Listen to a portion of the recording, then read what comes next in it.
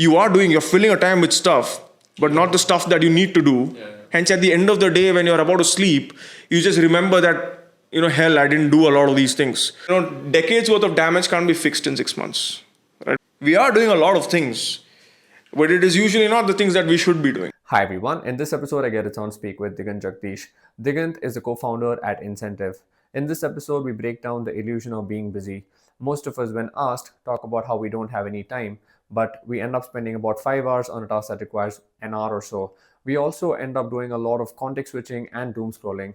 In this episode we also discuss about how most of us generally avoid deep work and generally we live in an auto mode. Diganth and I have known each other for over a decade, and it was an honor recording this episode with him. I had a great time recording this episode. I hope you guys find this useful. With that, my friends, Diganth Jagadish. Thank you so much for taking the time and really, it's a long due. Yeah, it is. It's a long overdue, right? Yeah. Thank you so much for taking the time. Really appreciate it. So, wanted to touch base on some of the things that we spoke offline. People nowadays seem to be very busy in terms of if you talk to anybody, if you want to schedule something for anything, let's say dinner, or even if it's work activities, right? Everybody's busy all the time, things like that. But also, if you ask anybody, nobody seems to be getting shit done as well. So that seems to be like a disconnect where everybody seems to be busy all the time.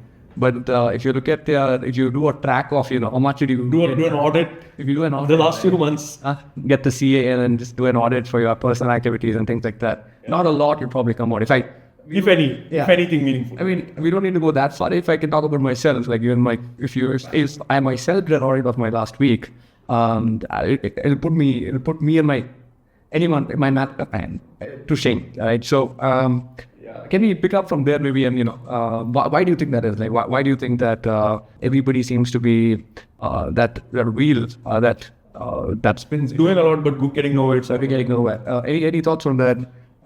No, actually, I've thought about this a lot for my own self. Like, I know you put yourself on the spot, but like even me and you, when we have our conversations, I think this whole thing of it all starts with this fundamental thing. I have such a short life. I have only 24 hours in a day. How will I get so many things done and all that? But I think we usually tend to do a lot of things. We do a lot of things. But it's not the things that we should be doing, right? It's not that we don't do anything and we're just looking at the paint dry all day. We are doing a lot of things, but it is usually not the things that we should be doing.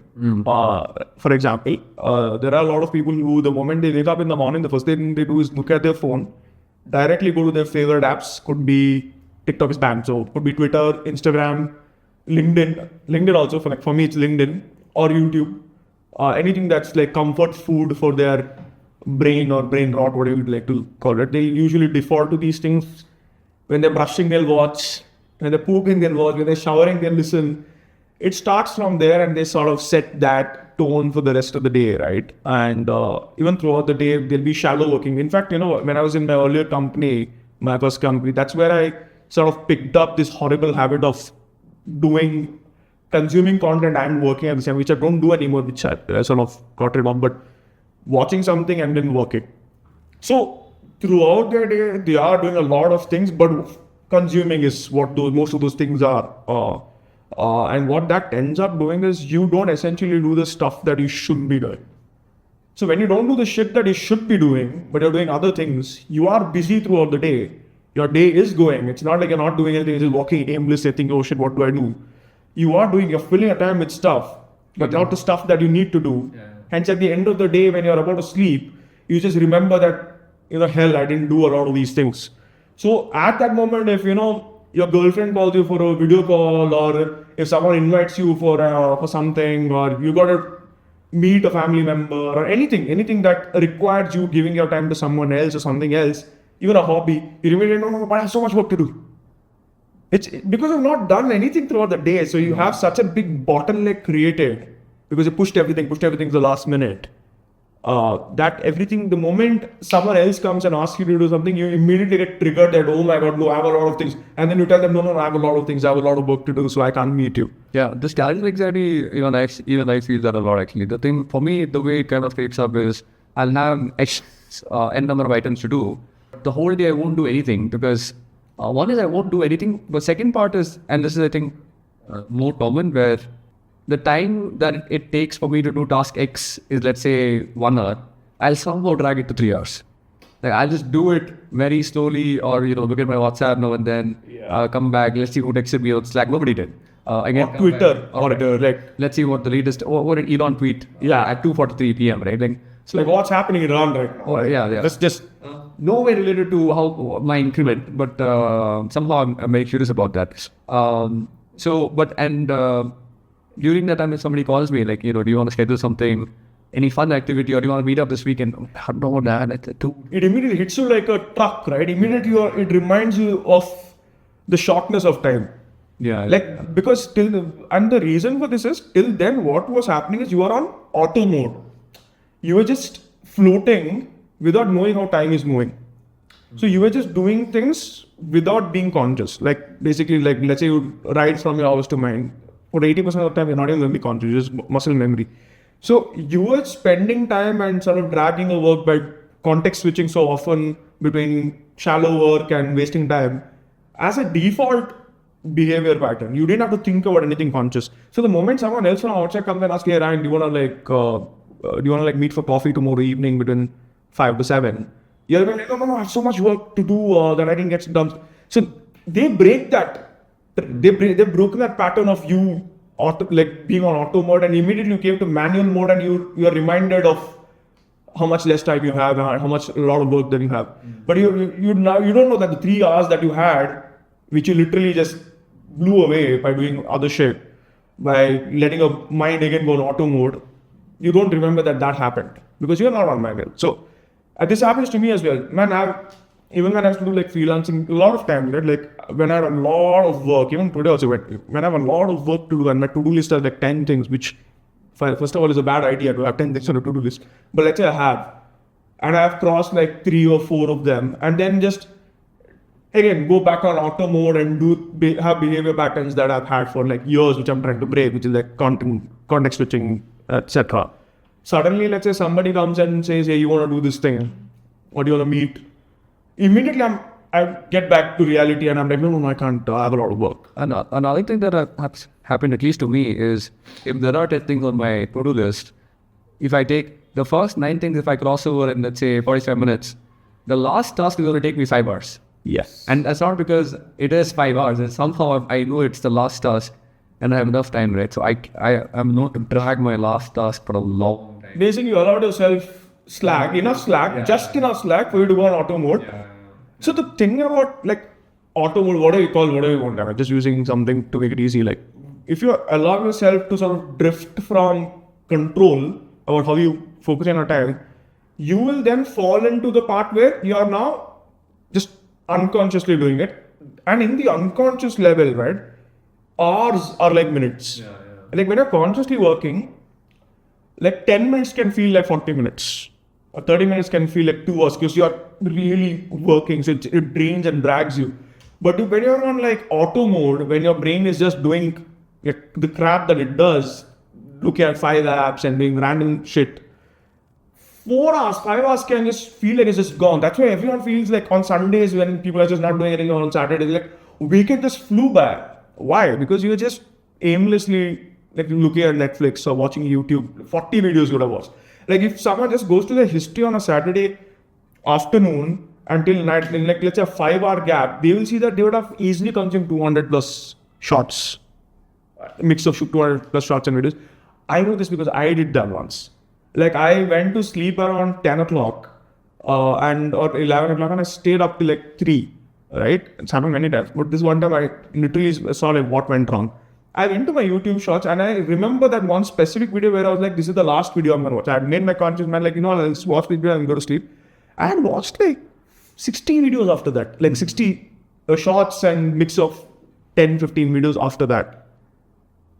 I made my mind, my manual mind said, I'll cut you some slack to watch this thing. After that, I don't even know how I got here. It is like that, a lot of people have this with one drink. They have full control in their first drink. Before that drink, they have all the control in the world that, I'm actually only going to have one drink. After that, they don't know how they're now sitting with a splitting headache the next day with a hangover. It's just, you lose yourself. And the same thing, I think, happens to a lot of people with this context switching and really consuming and all of that, which is what, coming back to the point, because if we fill ourselves with so much work that does not have any real intervention from our side, like direct control, like, oh, I'm doing this, next I'm going to do this now. Because we let ourselves drift even throughout the day for maybe minutes at a time, a lot of shit just doesn't get done because a lot of things that we do require a lot of deep work. And maybe it might only require 40 minutes of deep work, but we don't go more than 20 minutes of deep work and then we do 2 hours of shallow nonsense. So, and over days and days and weeks and months, what happens is this starts piling up and piling up and piling up and becomes a bottleneck. And once that bottleneck is created, you now need so much more effort to declog that bottleneck, which again becomes more fuel for your inertia, right? Now you're overwhelmed. Now you're not just busy, you're overwhelmed and busy. Busy, why? Because you have a lot of things. Overwhelmed, why? Because you have a lot of things for so many days. Yeah. And then it becomes this whole vortex of, oh, I have endless work. Like, I have endless list of things to do. That endless list is not that from today, this endless list of maybe for the last 12 months or 24 months or 36 months. Like, even myself, I have things that I wanted to do in 2017 that I've still not done. And I still, like, if I go to my diary and see, I still have the same list of things that I wanted to do back then that I still haven't done. That's still in my backlog, along with so many other things. There are people who want to have their own YouTube channel, they want to be runners, they want to be in their best physical shape, read so many books, do this, learn how to code, yada yada, right? Now that list has been building from months and months and months and months. They just haven't been able to do it because of this. They've been lost. On the quantity, but also when people do end up filling up their time, right? Like one is all the usual stuff, which is obviously YouTube Shorts and Instagram Reels and your favorite short form video content. Yeah, Any quick dopamine fix. Yeah. But on the other end also, like people who when they fill their time, there is a split between what is important work and let's say what they want to do. Like for example, let's say running is something that maybe a core interest of yours and you might want to spend running, but maybe half the time in your week you're just spending on pottery for some reason, which is not maybe something that is fills up your time, seems productive, but maybe not like important to where your goals are or where you want to align yourself through. So my point is like in general, like when people, so one is just filling time with, let's say, random garbage. Like let's say if I would consider swiping reels or watching shorts is, let's say, not the best way to spend your time. The other way to kind of do it is you spend your time, but if let's say a person has n number of goals that they want to achieve in their week or in their year or something like that. Let's say you have a New Year's resolution that you have taken up. Let's say running is one of them, and maybe finishing up 50 books is one of them. But somehow throughout the week you're like spending time going through history of Tanzania for some reason, which is not bad, but not P1, P0 of your. It is an uplift from, let's say, watching 3 girls on Instagram, but may not be conducive to what you want to do in your New Year's resolution. May not be preparing for a CFA. Something. Yeah. So, but when you're doing that, let's say if I can give you an example of watching documentary, right? Like when people watch TED Talks gives you a false sense of. It gives you a sense of like you're doing something productive. But if you, of course, you're learning something, inshallah, I don't know. But not really moving the needle on what you have decided to do. So you kind of distinction between like important work versus, let's say, something that feels important but may not be ideal to what you want to do. Any thoughts on that or? Yeah, that's like mindful procrastination of sorts, right? Like that, yeah. No, that. I mean, isn't that what self-help books do to a lot of people? Where a lot of people sort of delay actually doing the things that they're reading, like their first self-help book or the first video that they watch, by consuming just more of that. They need a second opinion on the first self-help book. Or the 200th opinion. Yeah. And I've been through that, and literally everybody who's gone through that rabbit hole has been through that. Why do you need 20 self-help books? Like, essentially 1 or 2 max, right? But you keep doing that because reading those make you feel like you are on the right track and prevents you from actually proceeding in that track, right? So you may want to, let's say, get your 5K time up, and if you're talking about running, right? You want to really get fast with the 5K, you want to play the guitar, you want to read 5 books, you want to get good at your work, right? Like something that brings you money. Maybe you want to make more content, whatever it is, like whatever your buffet of things that you want to do. Each of them has to have a category in terms of prioritization. Like of course they'll have category in terms of what they bring to your life, money, happiness, whatnot. But priority has to be there. You have to prioritize what is important. And if priority number 4 is removing the amount of time that you have or reducing the amount of time, and if you have a priority number 0, which is literally the most immediate one, then there is a problem there, right? So that's, I think the first thing is not to fixate on what you're doing. It's okay if you're doing, like, the very fact that you're actually doing things that are part of your priority list is still good. The problem is many people do 90% of the time, or like large portion of the time, doing things that are not even in their priority list. It's in no one's priority list to sit and just watch reels. It's not there. It's just a guilty consumption. So if someone, now the first step is to go from consuming mindlessly to doing things in your priority list. Does not matter in what order. You can literally be doing priority level 6, right? Like folding clothes, which might be in your actual priority list, whatever it is, right?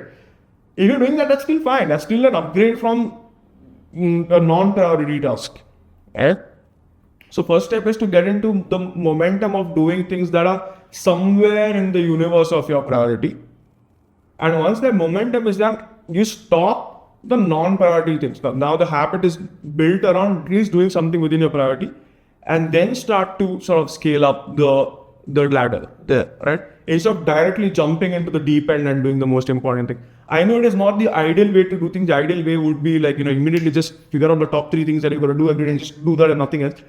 But it is not sustainable for the way most of our brains have sort of become or got changed in the last few years. Like what has happened to most of our brains is we have spent a significant amount of time, even if you think COVID changed everything, for example, it's been 5 years since COVID.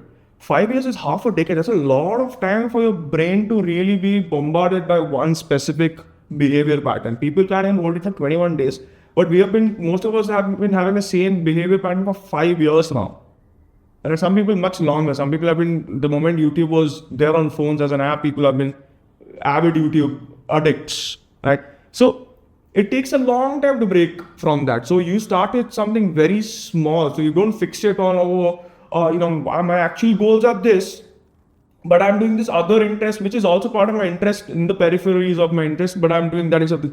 And I think the first thing is, are you able to break from doing non-priority work, and then are you able to incrementally get over in the ladder? And a good, sort of a parallel to this is workout, right? Let's say someone who's very unfit, maybe morbidly obese, name it, right? Whatever, or anorexic or whatever it is, and really has struggled with being physically fit in any way, and is now trying to change that for whatever reason, they can't directly jump into deep end and expect results. For them, it is very small change that they have to do that is in the right direction, and do that consistently before they start stepping up the ladder. Like if you ask someone who's never worked out, played any sport as a kid, never had any discipline eating well, never had discipline sleeping well, smokes, drinks and all of that, name every list. We know people who are like that. If you ask that person to become fit in 6 months, it is very difficult. Even if they do it, let's say for a challenge, it's not sustainable. The wiring has not changed, right? Only 6 months in the calendar has changed. So the only way for sustainable changes to be made is for the wiring to change. So for them, they'll have to go incrementally. So that parallel of them going from inertia to walking slowly, and maybe continuing to eat junk food but adding salad also, along with junk, also doing that. Maybe smoking but smoking less, drinking but drinking less. These kind of things, but incrementally making changes over time. That is easier than directly being like, from tomorrow I'm not doing any of this. I'm gonna meal prep, do this, wake up at 5 a.m. That's not possible at all. It's just not possible. You can watch David Goggins videos every day for 5 hours and you just end up watching that for 5 hours. Mm-hmm. Same thing with the prioritization of work. We are not wired to be maximalist when it comes to productivity. And even if we are, probably for a lot of us, that wiring has broken in the last 5 years because of a really addictive thing that we have, which is called a phone and content, right? That has really messed up our brain. If we don't consume it in our body, but our brain consumes it, so it's as bad as a drug itself, or the way it changes us, right? So that is it. Incremental changes towards the right direction is how we got to look at it. And that's the only thing that is working for me as we speak as well, because I have really struggled with this for the longest time. The short form disease per se, if you, where I think a lot of people have, you also spoke about shallow work, right? Where people are not able to focus on at a particular task for a long period of time. So in that, so how does one probably kind of navigate to build their skin in, let's say, either focusing on one task, putting their deep work, or focusing on one task for an extended period of time without being distracted with, let's say, that notification or Instagram? Yeah, I think the first thing, you can actually try different approaches. One approach is completely delete the app. So an addict is usually asked to completely stop what they're doing. Like AA has not even one drop, and communities that help smokers quit has not even one tribe, right? And that is for the rest of their life is what they follow. Like not even one drop is not, you have only one task for in AA, that every day is, you only think about that day, that today I'm not going to drink. I think every day that same thing repeats. For smokers also, people who really struggle with smoking, it's the same thing. I'm not going to smoke today, no matter what, come what may. I'll defer it for tomorrow. We'll see tomorrow. Right? And shopaholics also have the same thing. People who really struggle with this, I'm not going to buy this today. Let's see tomorrow. Right? Push it for tomorrow. The difference is, the distinction is in those three things, it is like actually studied and known for a very long time that these are actual problems that people have. Right? And therapy and everything has evolved for that. But when it comes to content and shallow work, usually shallow work is directly proportional to you consuming a lot of content. The amount of shallow work people do has exponentially increased the moment content has replaced free time, right? But that's not been studied enough. Hence, coping mechanisms of how to solve this is not there yet. But we got to always look at what addictions, how addictions have been solved, non-medication addictions have been solved, right? Behavioral therapies and all that. So that is what has to be applied here as well. We need to first start acknowledging that is my shallow work because of lack of attention, because of me spending all my attention on things that give a quick dopamine and fry my wiring, or is it for some other reason? So like a deep audit needs to be done. Like, what are my content consumption patterns? Do I wake up in the morning, watch content? Do I watch it during any sort of chores? If I get even 1 minute of break, whether I'm in the metro, walking somewhere, sitting in the restaurant, anything, do I look at my phone immediately, just automatically? If that is the case, then you do have unconsciously a content or a phone problem. You have it. Like, you may not notice it, but you start noticing. Once you notice it, you can't unnotice it. Right? So you have that problem. So if someone has that problem, then that is the reason for the shallow work usually. Like, the brain is used to things continuously changing because that is what the phone gives you. You're on Instagram, things continuously change every 30 seconds. But when you're working on a specific problem on your computer or at your job or in your business, it does not change every 30 seconds. It might not change for 3 weeks. It might not change for 3 weeks. So when you're used to 30 seconds, how can you be doing the same thing for 3 weeks? Right? So you need to first get out of this brain wanting different something to change every 30 seconds to, like, forget 30 seconds, man. Today, these days, the reels, the trend is that every 3 seconds the cut needs to happen and things need to change because people's attention are that short. Every 3 seconds, you go and watch any Instagram, coach or anyone who's making content on creating content, they'll all tell you keep changing angles every 2 to 3 seconds. Why? Like, because people will not watch. Every 3 seconds, they need something to keep their brain wanting to change it. That versus 3 weeks or one entire day or 2-3 days of just doing the same thing. How can this compete with that? Yeah. So firstly, you need to understand that your brain is addicted to a specific behavior pattern and break that. You can delete the apps. Not sustainable sometimes. If, let's say, your family member keeps posting a lot of things and you need to watch their things, you might keep on installing it again. If you really want to break it and you're really serious, just delete it once and for all and make it a hard rule that I'm not going to download it. I'll think about it next year or 6 months later. Take a 6-month detox on all the apps that are there, and make it a rule that anytime you are bored or you're free, you're not going to do anything. You're not going to read a book. You're not going to, maybe you'll just write your thoughts. That slowly sort of that decay that has happened in your brain, right? That plaque sort of starts to clear, and that jaded feeling that people always feel tends to go away. right? Because usually what happens when you consume a lot of content, your brain sort of gets fried. You feel jaded after a while. You just can't. You feel tired. You watch. If you ever do a binge of watching content, you're tired after that for some reason. And many people might not be that tired throughout the day, but they are to some extent tired all day. Hence, they can never get in deep work. It's always shallow work because your brain just can't. It can't focus anymore. So fix that as a single problem statement. So shallow work is one outcome of consumption patterns of more people. But the other outcome of this is also when you are watching a lot of these, let's say, videos, shorts, whatever you want to call them, you're also being exposed to a lot of things that other people are doing. For example, let's say somebody's running that 10K, somebody's running that, somebody's climbing that Mount Everest. Even if they're not climbing Mount Everest, they're climbing Nandi Hills or some Parvat, so that, whatever you want. And some other people are cycling. Some other people are swimming, and some other people are dancing on top of some statue. They're only doing things. People are doing things while you are sitting in your cubicle at 3 p.m. in the afternoon or Tuesday afternoon, which also makes you feel, we don't have to get into formal maybe, but people also feel like they also want to do a lot of things, which means that either their weeks or weekends are packed with, let's say, one MMA class, one, rock climbing class, another guitar class, singing class. People want to explore a myriad of interest. Is that partly, to explore any interest, even if we take guitar, for example, right? I mean, the amount of time that it takes to kind of master a particular instrument or do well in a particular, like rock climbing, you take any of these, even single, this takes a long time. And people are trying to clump a lot of these activities together. Is this because people want what other people want, or are people overestimating the ability to which that they're able to do these activities? How should we take about this? Right, I don't think, firstly, you're right. Like, I think nowadays, you talk to anyone, pretty much at least in our circles, everyone wants to run.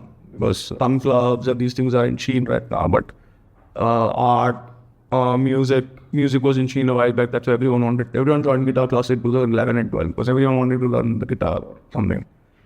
I think that's a good thing. These are good outcomes that have come out of social media, even wanting to explore activities and places. That's a great thing. You're getting out of the house. Firstly, I think having a lot of interest is not a bad thing. It's a good thing. You can be good at multiple things. And I always, even to myself, right, I always look at like people like Renaissance period people, like even Leonardo da Vinci or Benjamin Franklin, for that matter, right? These people had multiple interests, Raphael and all that. So they had multiple interests, but they were also very good at those things. Like they were good sculptors, good painters, good statesmen, good mathematicians, good physicists. Like they were really good. They were not shallow. They were not jackpotted. They were actually master of a bunch, right? And if you look at most of them, if you read their biographies and if you sort of look at what a person around those days, right, like those periods, 1800s and before that, maybe 1400s to 1800s, when the real output economy was at its most from a human-centric standpoint, right? They spent the time very well. It was more of energy management at that time rather than being productive. Like they knew how to optimize their time for energy, and they prioritized work and went deep into it. So they really went into deep work for very long periods of time. So they trained their muscle to be able to not switch context often, but when they're doing something, they really go deep into it. Like Leonardo da Vinci didn't split his days into 8 parts and then did a little bit of painting in the morning, a little bit of study in the afternoon, a little bit of everything. He spent a few days doing one thing and he went very deep in those things, right? But he developed the ability to go deep over time. So even going deep and even learning is actually a skill, right? For example, there are people who learn at different paces. Like if you take 3 people and make them all 3 who have never played the guitar in their lives, play the instrument, each of them will sort of learn at a different pace. One of them might learn faster than the other, etc. So it is true that learning is something that is a skill that you can develop. And you can get better at learning and accumulating information and retaining that and applying that over time. So for you to want to do multiple things, if you have never done multiple things and you have a problem with the shallow work, so if you have certain issues, if you're someone who has a problem with shallow work, fix that first before you start adding tasks to your work. Like fix your problem with that. Because otherwise you don't even have the basic requirement. It's like a height requirement for a roller coaster ride. You not even got that requirement to be able to ride. So if you have, let's say, you want to do rock climbing, you want to be fit, you want to run, you want to read books, you want to learn pottery and all that, but you're not even able to focus on one task at a time and go deep into it, I think you should first fix that problem. First fix that problem. Then you, instead of adding all tasks and all hobbies, yes, the goal is to be able to do all of them at the same time and be really good at them. But that muscle you have not even, it's so dormant. It's like trying to wiggle each toe at the same time. You have not, it's atrophied at this point, right? So for you to, that is where you want to go, to be able to be really good at 5 things. But today you can't lift, like even if you look at lifting, you can't lift, you start curling 30 kgs on day 1, right? You might start with 5. So today you start fixing the problem of going deep. Once you fix the problem of going deep work to some extent, then you add one task, right? And that, let's say it's running. Question yourself is, do I just want to run to get fit and to get slightly healthy, or do I want to run to really start, competing and get good at it? Do I want to like do a sub 20 5K sometime in my life, which is like my goal, like I told you. So then you think about, okay, how deep do you want to get into? Do you want to become a really good runner or a hobbyist? And then start tailoring your life that way. Now that I've added that one skill, the second big problem for you to know is, can you consistently work on that skill? So see if you can do that for a month, 2 months, 3 months. If you start hating it after day 20 and you're like, nah, maybe running is not for me, maybe you can drop it. Then you can add something else. But if, let's say, you like it, you do it for 2 months or something like that, where you're diligently doing it, you're getting better at it, and you have proven to yourself that, hey, if I do something deep and if I put in time to it, I'm seeing feedback from my own body. That I went from someone who's never ran to now I'm running a good pace, and now I'm excited. I signed myself up for runs and all that. That is a time when you've already had an idea validation, validated or fixed the basic problem of deep work. Then you add the second task. Do that for a couple of months. See if you can do 2 things at the same time. At that point, your life will throw a problem of scheduling. How do you schedule these 2 things? So then fix this problem of how do I schedule these things? Let's say you want to do art school, learn how to paint well. How do you put your art into the mix? Like which school will you join 2 hours a week, 3 hours a week? How will you take care of that? See if you can add that to your schedule, right? So incrementally start adding it. And as you incrementally start adding it, you'll get better at doing deep work, you'll get better at these skills, you'll get better at managing your time, you'll get better at planning for the future. Right? And over time, what has happened is each of these muscles start getting better and better and better, and it becomes instinctive. Then you have the freedom to be like, I think I'm going to learn this skill. I'll go slightly deep for the next 2 months and learn that skill. You also become really good at learning. And 2 months, you'll probably, within those 2 months, be able to learn that at a pace faster than how much you would have, maybe a year or 2 back, you would have taken at least 12 to 18 months to learn that, right? So in 2 months, you'll be able to learn so much, because now you got really good at learning as well. And that is how it works. But people don't understand there are so many moving parts, and each moving part has its own chronological order that will unlock after certain things are done. And we all miss all these nuances, and we directly get into this point that I want to do 5 things. How do I do all these 5 things from next week? How do I run on Sundays and go to these pottery class and read these books? No, you can't. You can't. Maybe you'll do it for 3 days or 3 weeks, but you can't after that, because you've really not built those basic ingredients required, right? Is there any way that, you're for a person to kind of make these changes, one is he has to decide that he has to make these changes. Is there any, can technology play a part here? Can AI play a part in kind of aiding the person to kind of make these changes, or help that person to kind of make these changes, make the job easier, right? Like, is there any suggestion that you have maybe? Yeah, I think you don't need to over-engineer with AI again, right? Like, a lot of people, again, get into this habit with AI where they'll go to Claude or ChatGPT or Gemini or whatever is your tool of choice. Ask it to create a very elaborate 90-day plan or a 2-month, 3-month plan, fixated on the smallest nuances and all that. Nothing required.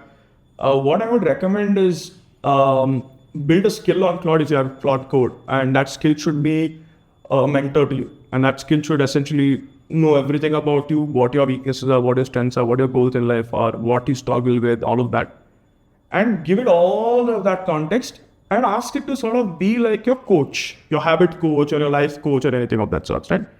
And it'll and build a skill which will sort of you keep learning over time. So it's a living and breathing document where over time new things that it learns, it sort of adds to it, right? And train it in a way where it helps you to incrementally get better. Firstly, you need to first accept the fact that, you know what, I can't become this person on day one. Maybe in 3 years I'll be that person, for which I'll have to start from today and diligently focus on getting there. I can't decades worth of damage can't be fixed in 6 months. Right? Behavior patterns and all of that, bro. So you're going to look at a realistic timeline of 24 to 36 months and ask this Claude or this ChatGPT or anyone to be that coach for you, right? On ChatGPT, maybe you can use this custom project for this, things like that. Or you can create a custom GPT for this. I prefer Claude because I've been using that for the longest time, and Claude skills and Claude Cowork is really good to do these kind of things. But you can even use the free version of ChatGPT for this. So essentially, it should know where you are and what kind of a person you are, and tailor make this journey based on you and not generic garbage, right? And its job is not to make everything clear for you. Its job is just to make sure that you have a framework, right? And that's it. And as you use AI, you'll get better at using AI. On day one, you can't expect to make the most elaborate plan. Start a very small plan. Maybe in week 2, will be like, you know what, if this plan had these 3-4 tweaks, if, you know, the tool that I'm using could maybe do these 3-4 things, it would be better. Maybe if it could schedule on my calendar automatically, do these 4 things for me, it would be better. Then do research on that. On day one, don't fix it on that. On day one, your goal is that there is something other than you that can help take off some of that weight and make you, basically, AI should use to structure your thoughts rather than replace your thoughts. The thought should be yours. The intent should be yours. That should only be used to structure it in something that we can apply. Right? And over time, you'll get better at using that. You'll make incremental changes. It'll just change. In 6 months, the kind of framework you'll be using on AI will be different from what you're doing today. And there also, single statement is like, don't over-engineer on day one. Let it grow. No, I think the biggest point of this conversation, I think, was for us to fixate on one specific problem that we all have.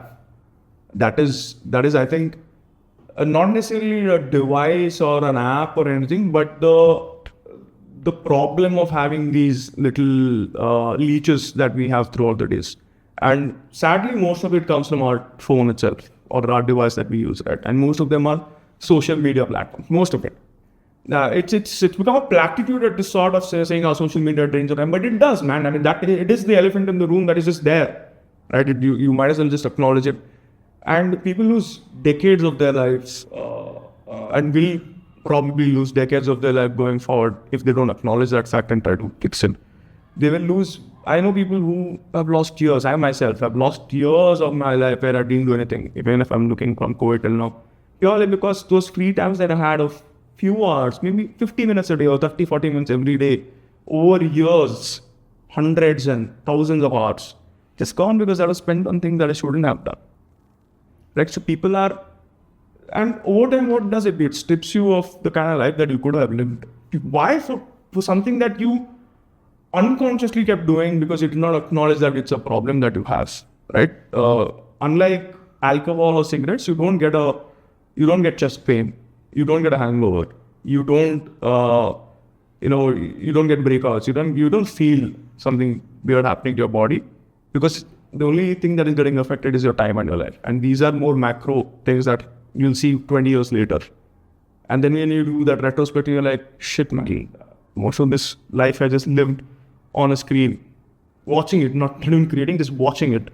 That is a single takeaway. And I think that is the biggest disease that we all have. It is how tethered we are to our device and to that, and how most of our lives just revolve around that. Like when you go to the work, or when most people have a full-time job of consuming content and a part-time job of living their life. Most of us, like whether it's weekday or weekend, which is why even to these days, what I do when I go out, I consciously make sure I don't use my phone as much as I can. Sometimes I unconsciously do. But when I don't use my phone, what I do, I just look around, right? And everybody's on their phone.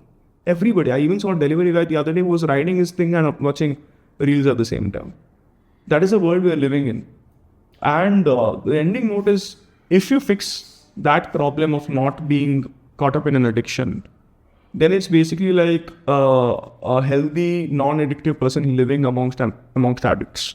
So if you are, let's say you want to be better at a skill, an art, a craft, business or anything, your competition is most likely addicts. So if you are not, you already have an edge over them.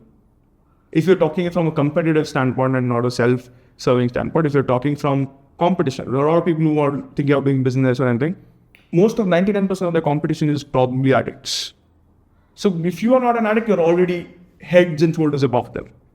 Because you have time that they don't have. You have more time than them. Mm-hmm. So start reclaiming that time and sort of maybe start living that. So that's...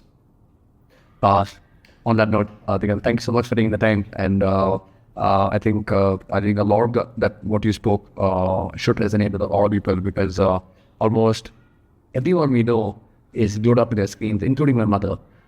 So my mother as well. So fortunately, she's retired. So hope it doesn't. At least it doesn't impact her economic outcome.